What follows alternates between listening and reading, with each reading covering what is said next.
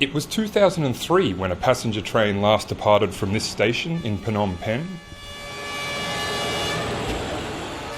Filled with more than 150 passengers, many who have never ridden a train before, today's journey is a small milestone in Cambodia's development. I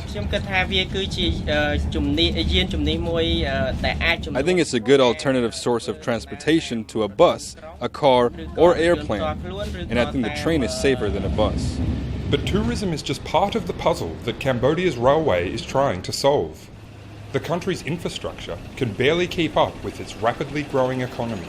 Trains began transporting just 50 cargo containers a month when it reopened freight services 3 years ago.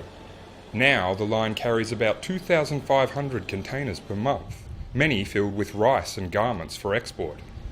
Here in Sihanoukville, Cambodia's largest seaport, trucks are backed up for kilometres because the port itself is too small to handle Cambodia's increased trade.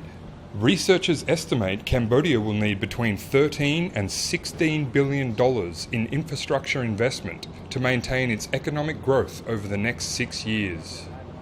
David Van of the business advisory firm Bauer Group Asia says the government needs to offer more financial incentives to attract investment into Cambodia's transport sector.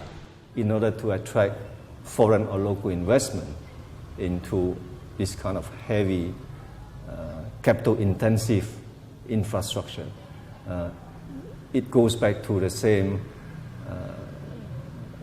song that people keep singing, what are you providing me in terms of fiscal incentives? Kalyan, a senior government advisor, says the government must be transparent to gain the trust of the private sector to help meet its infrastructure needs. For a big project like this, it's going to be require more transparencies, integrities to deal with this thing, and also professionalism.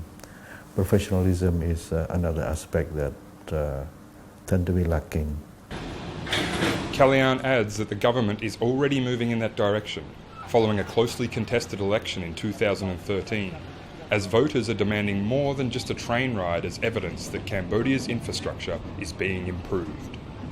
Daniel de Carteret for VOA News, Sihanoukville, Cambodia.